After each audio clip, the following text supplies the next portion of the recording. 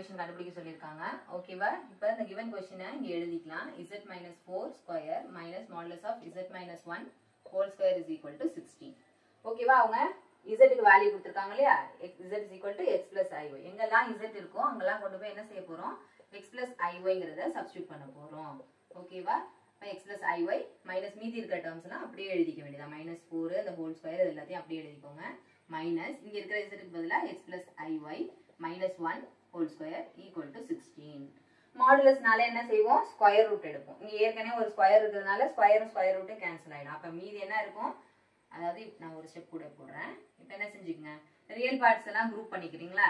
Real parts imaginary பார்ட்ஸ்லாம் first group பண்ணிக்கோங்க. அப்ப என்ன ஆயிடும்? x - 4 அது real part plus imaginary part square minus இங்க என்னது ரியல் பார்ட் என்னது x - 1 பிளஸ் iy-ங்கிறது imaginary part which is equal to 16.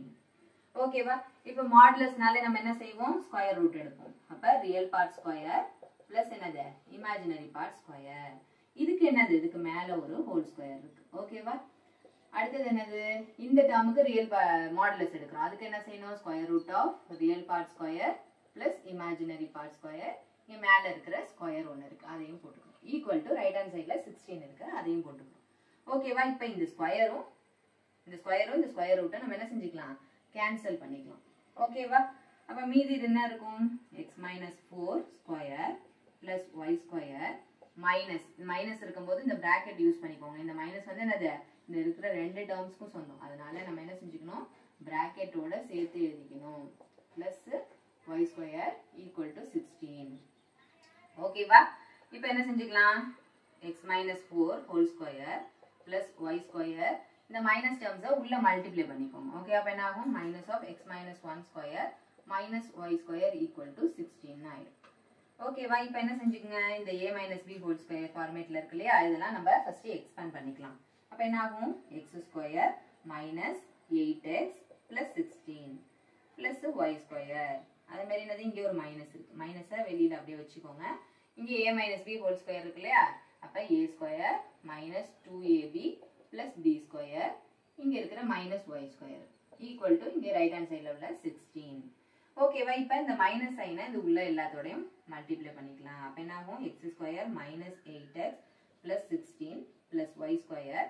இந்த மைனஸ் உள்ள மல்டிப்ளை பண்ணா என்ன கிடைக்கும்? Minus x square. இங்க மைனஸ் இருக்கிறதுனால பிளஸ் ஆயிடும், இங்க பிளஸ் இருக்கிறதுனால minus 1 minus y square equal to 16. இப்போ எந்தெந்த டேர்ம்ஸ்லாம் கேன்சல் ஆகுதுன்னு பார்க்கலாமா? இப்போ x ஸ்கொயர் இருக்கு, இங்க மைனஸ் x ஸ்கொயர் இருக்கு, அதை கேன்சல் பண்ணிக்கலாம். இங்க y ஸ்கொயர் இருக்கு, அதே மாதிரி மைனஸ் y ஸ்கொயர் இருக்கு, அதையும் கேன்சல் பண்ணிக்கலாம். அப்ப மீதி இருக்கிற நம்பர்ஸை மட்டும் நம்ம என்ன செஞ்சுக்கலாம்? குரூப் பண்ணிக்கலாம். அப்ப என்ன ஆகும்? மைனஸ் 8x இருக்கு, வேற ஏதாவது x டேர்ம்ஸ் இருக்கா?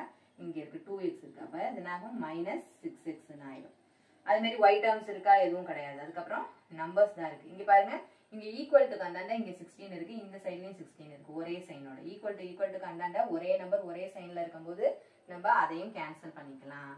அப்ப மீதி நம்மளுக்கு கிட்ட என்ன இருக்கு?